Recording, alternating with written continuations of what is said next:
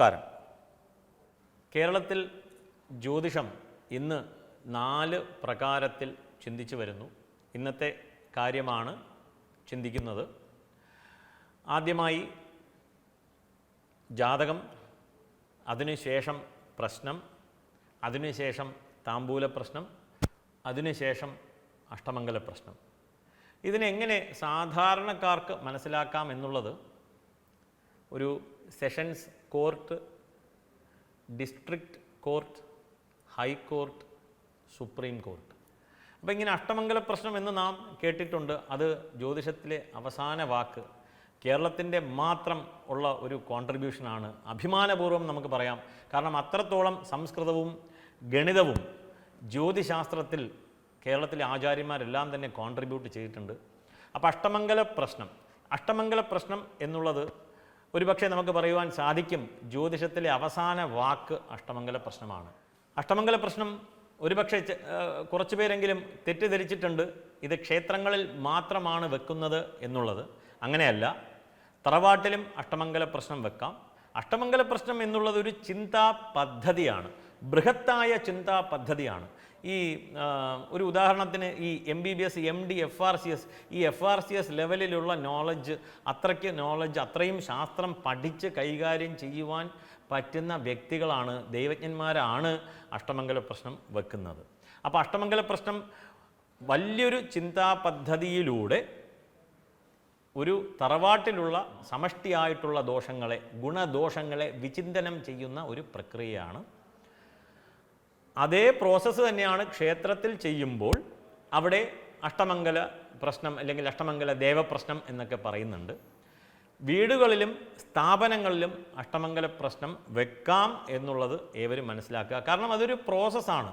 നമുക്ക് അൾട്ടിമേറ്റ് ആയിട്ട് ഒരു MRI സ്കാൻ എടുക്കുന്നു. ഈ MRI സ്കാൻ എന്താണ്? CT സ്കാൻ എന്ന് പറഞ്ഞാൽ താമ്പൂല പ്രശ്നം എന്ന് പറയാം, MRI സ്കാൻ എന്ന് പറഞ്ഞാൽ അഷ്ടമംഗല പ്രശ്നം എന്ന് പറയാം. CT സ്കാനോട് നമുക്ക് ഉപമിക്കാം താമ്പൂല പ്രശ്നത്തെ, MRI സ്കാനോട് ഉപമിക്കാം അഷ്ടമംഗല പ്രശ്നത്തെ. അപ്പോൾ ഇതൊരു ജസ്റ്റ് ഒരു മനസ്സിലാക്കുവാൻ വേണ്ടിയിട്ടാണ്.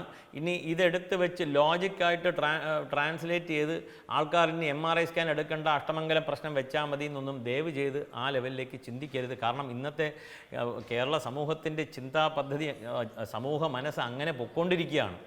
അപ്പോൾ ഈ അഷ്ടമംഗല പ്രശ്നത്തിലേക്ക് വരാം. എങ്ങനെയാണ് ഈ അഷ്ടമംഗല പ്രശ്നം തുടങ്ങുന്നത്, ഇല്ലെങ്കിൽ എവിടെ നിന്നാണ് ഇതിനൊരു തുടക്കം ലഭിക്കുന്നത് എന്നുള്ളതാണ്. അപ്പോൾ നാം വിചാരിക്കുകയാണ് ഒരുപാട് ദോഷങ്ങളുണ്ട്, ഒന്ന് കണ്ടുപിടിക്കണം, ഇതെന്താണ് ഇതിനെല്ലാം കാരണം എന്ന് ചിന്തിക്കുമ്പോൾ ഇതെല്ലാം വിശ്വാസികൾക്കും ശാസ്ത്രോക്തമായിട്ട് ചിന്തിച്ച് ജ്യോതിഷത്തെ വിശ്വസിച്ച് മുന്നോട്ട് പോകുന്നവർക്ക് വേണ്ടിയിട്ടുള്ള ഒരു മെസ്സേജായി കാണുക. അപ്പോൾ ഇവിടെ തുടക്കം സംപ്രേര്യമാണസ്തു അവശശരീരി പ്രസഹ്യദൈവേന ശുഭാശുഭേന ജ്യോതിർവിധ സന്നിധിമേതി യസ്മാത് പ്രശ്നോപ്പിതോ ജന്മസമഫലേഷു എന്ന് പറയുന്നുണ്ട്. സംപ്രേര്യമാണസ്തു അവശശരീരി, നമ്മൾ അവശതയിലേക്ക് നീങ്ങിക്കൊണ്ടിരിക്കുമ്പോൾ ഒരു പ്രേരണ വരികയാണ്. പ്രേരണ ഇതെന്താണ് ഒന്ന് കണ്ടുപിടിക്കണമല്ലോ, ഇനി അങ്ങോട്ട് നീങ്ങുവാൻ സാധിക്കുന്നില്ല എന്നുള്ള ഒരു ചിന്തയാണ് ഇതിൻ്റെ തുടക്കം. അങ്ങനെ നാം പ്രശ്നം വെക്കുന്നു, ഇല്ലെങ്കിൽ താമ്പൂല പ്രശ്നം വെക്കുന്നു, ഇല്ലെങ്കിൽ അഷ്ടമംഗലത്തിലേക്ക് നീങ്ങുകയാണ്. അഷ്ടമംഗലം എന്ന് പറയുമ്പോൾ ആദ്യമേ തന്നെ നാം ദൈവജ്ഞനെ വിളിക്കുവാനായിട്ട്, ക്ഷണിക്കുവാനായിട്ട് പോവുകയാണ്. അവിടെ തുടങ്ങുകയാണ് അഷ്ടമംഗല പ്രശ്നം. എപ്പോൾ ക്ഷണിക്കണം, എങ്ങനെ ക്ഷണിക്കണം എന്ന് പറയുവാൻ പാടില്ല. നമ്മൾ ക്ഷണിക്കുവാനായിട്ട് പോകുന്നു, ക്ഷണനം ആവശ്യമാണ്. ആ നിമിഷം ദൈവജ്ഞേന സമാഹിതേന സമയഃ എന്ന് തന്നെയാണ് പറയുന്നത്. അവിടെ എത്തപ്പെട്ട സമയം തൊട്ട് കാൽക്കുലേഷൻ ഉണ്ട്. ആ പ്രോസസ്സിനെ നാം പൃച്ഛ എന്ന് പറയും. പൃച്ഛ നിർഗമ മാർഗ മന്ദിരഗതി പ്രശ്നക്രിയാ സംഭവം സൂത്രം ത്രിസ്ഫുടജാഷ്ടമംഗല ഫലാരൂഢ ഉദയ ഇന്ദു ഉദ്ഭവം എന്നിങ്ങനെ പോകുന്നു. പ്രമാണങ്ങളിലേക്ക് കടക്കുന്നില്ല. പ്രഥമ നിവേദനം പൃച്ഛ. അപ്പോൾ ആദ്യമായി നാം ദൈവജ്ഞനെ കാണുന്നു. ആചാര്യനെ കാണുമ്പോൾ ഒഴിഞ്ഞ കൈയോടുകൂടി പോകരുത് എന്നുണ്ട്. രിക്തപാണി എന്നാണ് പറയുന്നത്, ഒഴിഞ്ഞ കൈയോടുകൂടി. അപ്പോൾ നാം എന്തെങ്കിലുമൊക്കെ സമർപ്പിക്കുന്നു, പ്രാഭൃതം എന്ന് വിളിക്കുന്നു. അത് ദൈവജ്ഞന് മുന്നിൽ വെച്ച ശേഷം നാം നമ്മുടെ ആവശ്യം പറയുകയാണ്. ആ ഒരു പ്രോസസ്സിനെ പൃച്ഛ എന്ന് പറയും. ഈ പൃച്ഛയിൽ നാം ഒരുപാട് കാര്യങ്ങൾ എഴുതി വെക്കും. ആ പ്രോസസ്സിന് ശേഷം അഷ്ടമംഗല പ്രശ്നം വെക്കുവാനായിട്ട് ക്ഷേത്രത്തിലാണെങ്കിൽ ക്ഷേത്രത്തിലേക്ക് അതിൻ്റെ സമയം കുറിക്കും, വീട്ടിലാണെങ്കിൽ അതിൻ്റെ സമയം കുറിക്കും. അഷ്ടമംഗല പ്രശ്നം വെക്കുവാനായിട്ട് 16 നക്ഷത്രങ്ങൾ നാളുകൾ ഏവർക്കും അറിയാം. അന്നപ്രാശനം അതിന് പറഞ്ഞിട്ടുള്ള വിധിച്ചിട്ടുള്ള നക്ഷത്ര ദിവസം വെക്കുന്നു. ചൊവ്വ ശനി ഒഴികെയുള്ള ദിവസങ്ങളിൽ തുടങ്ങണം എന്നിങ്ങനെ കുറേ നിയമങ്ങളൊക്കെ ഉണ്ട്. ഈ നിയമങ്ങളൊക്കെ നോക്കിയ ശേഷം ദൈവജ്ഞൻ ഒരു ദിവസം ആരുടെ പേരിലാണോ വെക്കുന്നത് അവരുടെ നക്ഷത്രത്തിനനുസൃതമായിട്ട് ചന്ദ്രാഷ്ടമം ജന്മാഷ്ടമരാശിയൊക്കെ വർജിച്ച ശേഷം ഒരു ദിവസം നൽകുകയാണ്, പ്രശ്നത്തിന് പോവുകയാണ്. അഷ്ടമംഗല പ്രശ്നം വെക്കുവാനായിട്ട് 2, 3, 4 ദിവസം വന്നേക്കാം. എത്ര സമയം നമുക്ക് ലഭിക്കുന്നോ അത്രയും സമയം ചിന്തിക്കുവാനുള്ള സമയം നമുക്ക് ലഭിക്കും. 1, 2, 3 ജ്യോതിഷികൾ, ദേവജ്ഞന്മാർ, പഠിച്ച ജ്യോതിഷികൾ സംവദിക്കുന്ന ഒരു സദസ്സ് കൂടിയാണ് സംവാദം.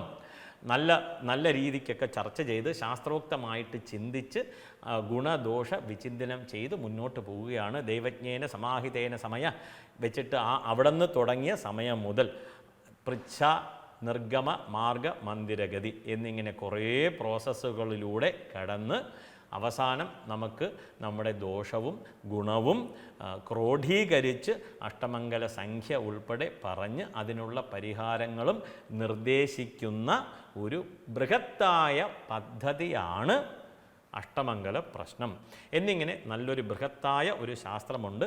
ഇതൊരു വിവരം ഒന്ന് കൈമാറിയതാണ്. ആവശ്യക്കാർക്ക് ഇതിനെക്കുറിച്ച് ചിന്തിക്കാം. നമസ്കാരം.